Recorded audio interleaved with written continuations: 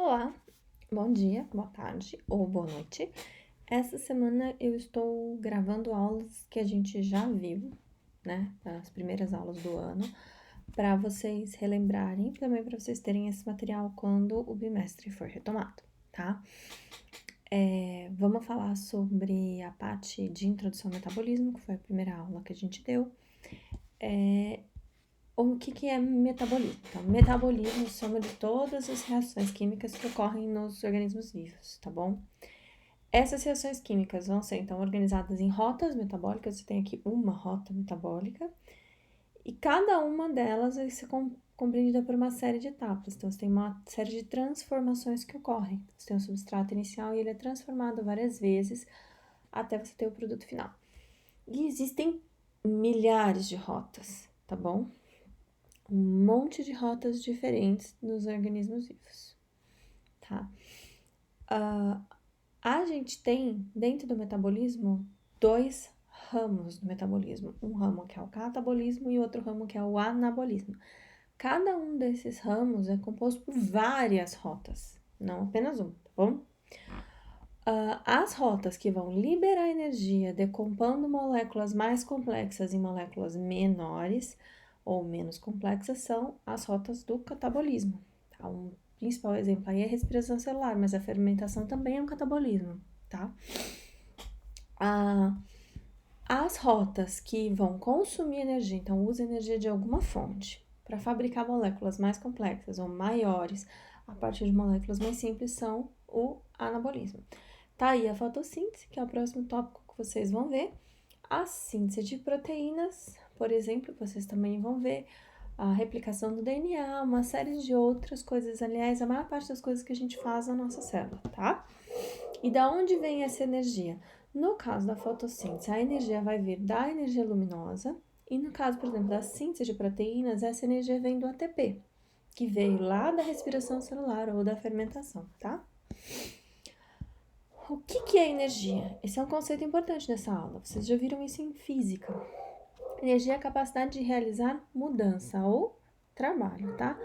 Energia é a capacidade de realizar trabalho.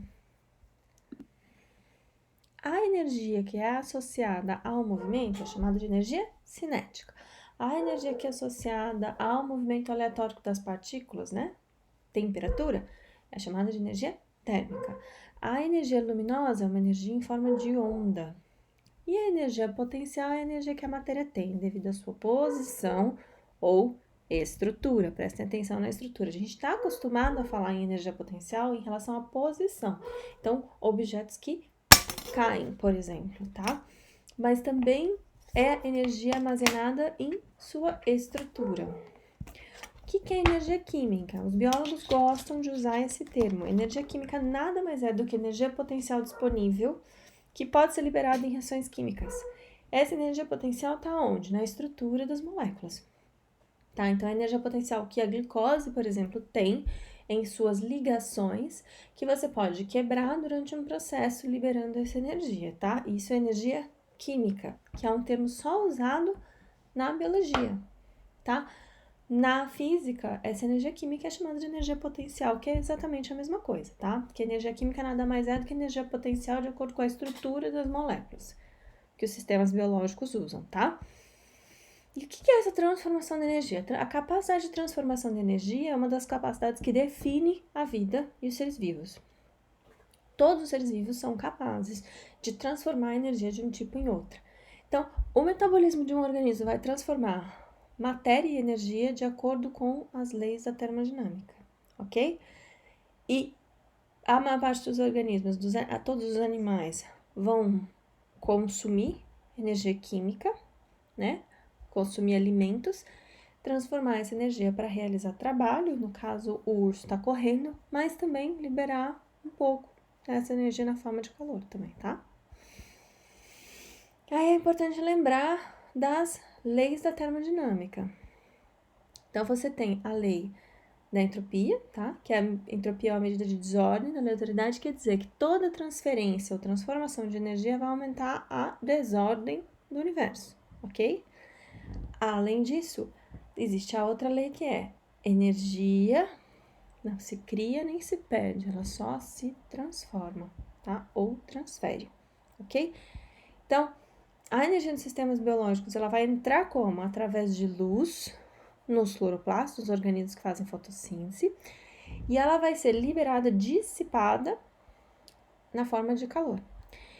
E ela vai circular na forma do ciclo de alimentação, tá? Então, da cadeia alimentar.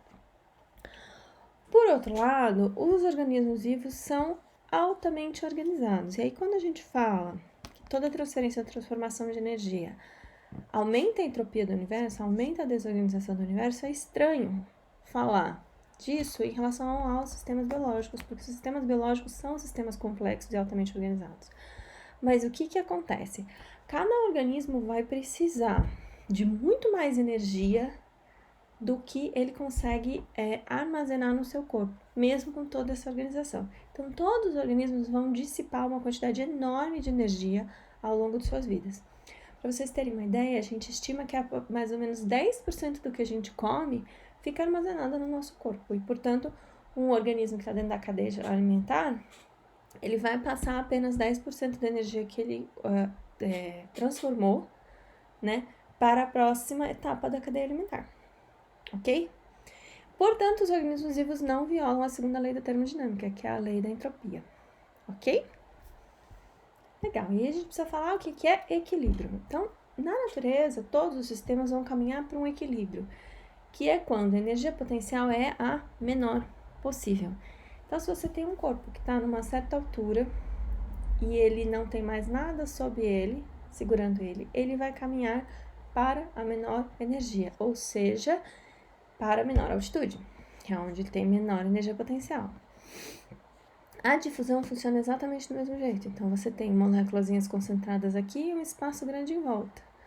Elas vão, naturalmente, com seu movimento aleatório, acabar se difundindo de forma que a distância entre elas é mais ou menos equidistante, mais ou menos equivalente, tá?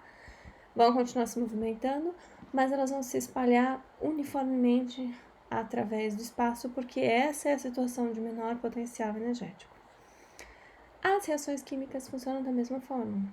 Então, as reações químicas da natureza, elas vão também caminhar no sentido de menor energia. Então, se as moléculas de menor energia são as moléculas de gás carbônico e água, a glicose naturalmente vai caminhar para um estado de gás carbônico e água. Ok? As reações que ocorrem no sentido do equilíbrio são chamadas de reações espontâneas. Elas vão ocorrer naturalmente, mesmo que muito lentamente. Então, a decomposição da glicose ocorre naturalmente, ocorre fora do corpo da gente? Sim, mas é um processo lento, tá? O oposto, que é fazer glicose, já não ocorre espontaneamente na natureza. Você tem alguns poucos organismos que conseguem fazer glicose, são os organismos que fazem fotossíntese, e para isso eles usam muita energia luminosa. Vocês vão ver isso em química?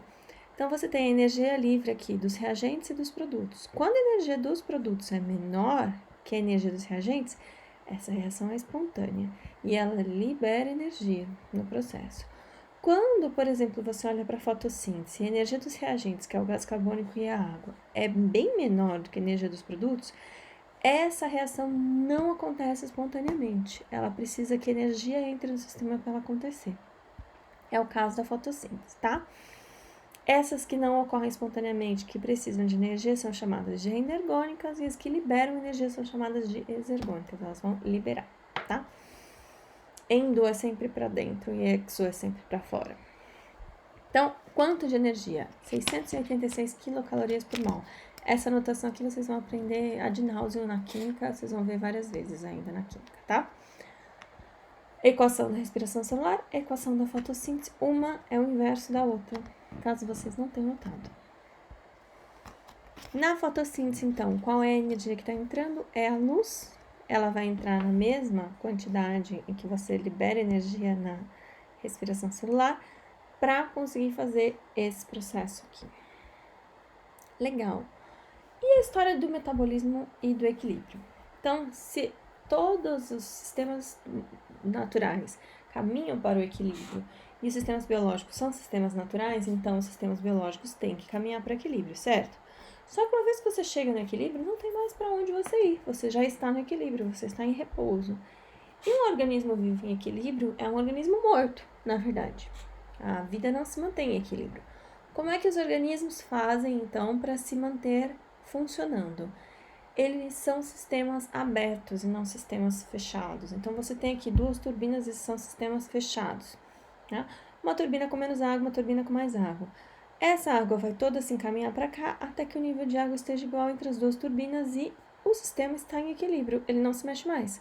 Só que se eu colocar um dreno de água aqui e uma torneira do outro lado, aí esse sistema vai ficar aqui funcionando enquanto essa torneira estiver aberta.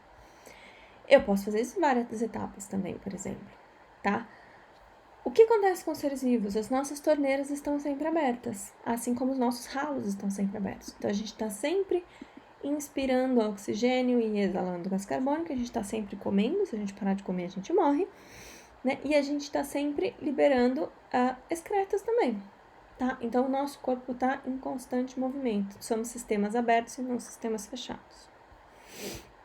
Aqui tá um Kahoot para vocês se divertirem, eu vou abrir lá para vocês. Esta molécula aqui é o ATP. O ATP é uma molécula extremamente importante na nossa célula. Por quê? Porque ela é a nossa moeda de energia. É através dela que a gente troca energia entre as nossas reações.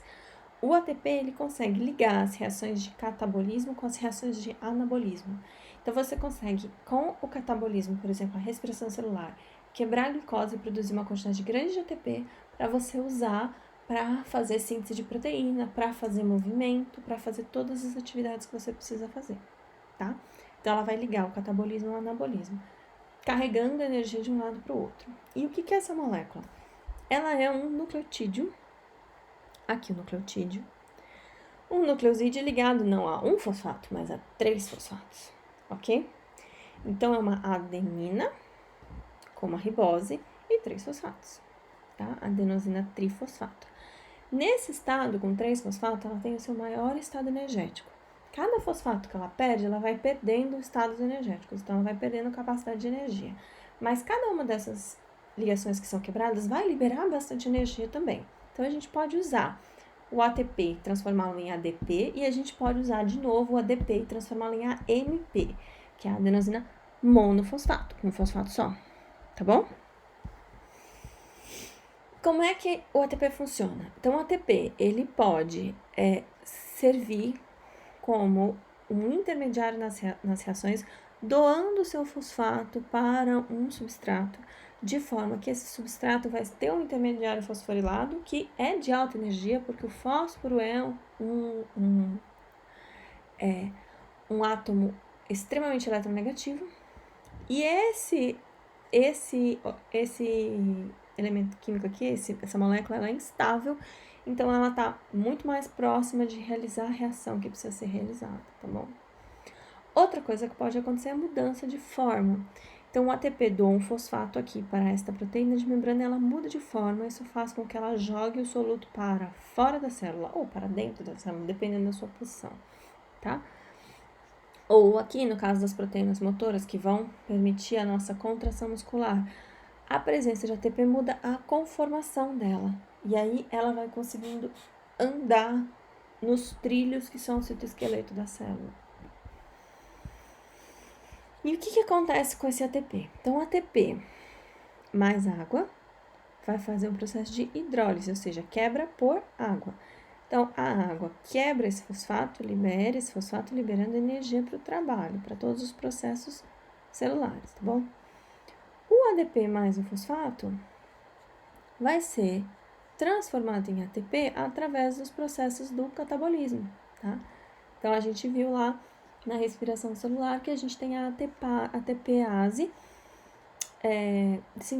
sintase, ATP sintase, que funciona como um motorzinho, e ela vai fazendo com que essas moléculas aqui se juntem, formando ATP, tá bom? Isso vai conectar os processos do catabolismo com os processos do anabolismo. Mais Kahoot. Isso vocês vão ver bem na química. Então, você tem energia livre aqui, a reação ocorrendo aqui, Os reagentes têm energia maior que os produtos, então essa é uma reação espontânea. Entretanto, precisa haver um estado de transição em que esses reagentes estão com a sua conformação levemente alterada. Para que esse estado de transição chegue, é preciso que haja um pouquinho de injeção de energia no sistema. Isso é chamado de energia de ativação, tá? O que as enzimas fazem? As enzimas vão auxiliar nesse processo, diminuindo a necessidade de energia de ativação aqui, fazendo com que isso ocorra mais rápido do que ocorreria na natureza sem a presença das enzimas. A gente vai ver isso. Então, as moléculas vão precisar absorver energia para mudar levemente a conformação, para que elas sejam quebradas. Naturalmente, muitas das reações espontâneas que ocorrem nos seres vivos são super lentas e quase imperceptíveis. Entretanto, quando a gente acrescenta uma enzima na reação, a energia de ativação com a enzima ela é bem menor do que sem enzima. Isso faz com que a reação ocorra de forma mais rápida, acelerando o metabolismo, diminuindo as barreiras de energia, entretanto, sem alterar o equilíbrio da reação. O equilíbrio da reação continua exatamente igual, ok? De certa forma, então, as enzimas são catalisadores, elas facilitam reações. E como que elas fazem isso? Aqui está o sítio ativo de uma enzima, aqui está o substrato. Esse substrato vai se encaixar nesse sítio ativo dessa enzima, ela vai mudar de conformação levemente, permitindo com que a reação ocorra de forma muito mais rápida. Esse sítio ativo, ele vai permitir controlar como que as reações ocorrem dentro de cada compartimento, dentro da proteína. Ele pode mudar a conformação de uma molécula, pode juntar duas moléculas, pode fazer uma série de outras coisas, eu vou mostrar para vocês a seguir. E a presença de algumas enzimas em apenas alguns compartimentos da célula, dentro de uma organela e não da outra, por exemplo, vai permitir que a célula controle quando e onde essas reações ocorram, tá? A célula também pode simplesmente inativar essas enzimas ou destruir essas enzimas e removê-las da célula, por exemplo, quando elas não são necessárias.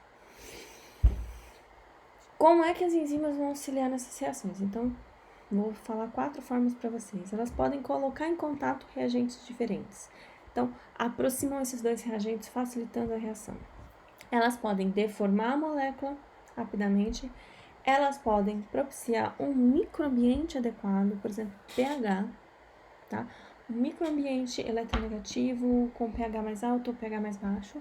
Ou elas podem servir de intermediário, fazer uma reação intermediária de um dos aminoácidos dela com um dos substratos, facilitando que a reação ocorra logo em seguida, tá?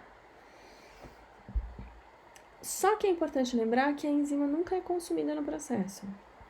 Mesmo que ela faça essa ligação temporária, depois essa ligação ela é desfeita e a enzima continua exatamente igual ela estava inicialmente, podendo pegar novos substratos e fazer novamente o processo, tá? Então, elas não são consumidas nas reações.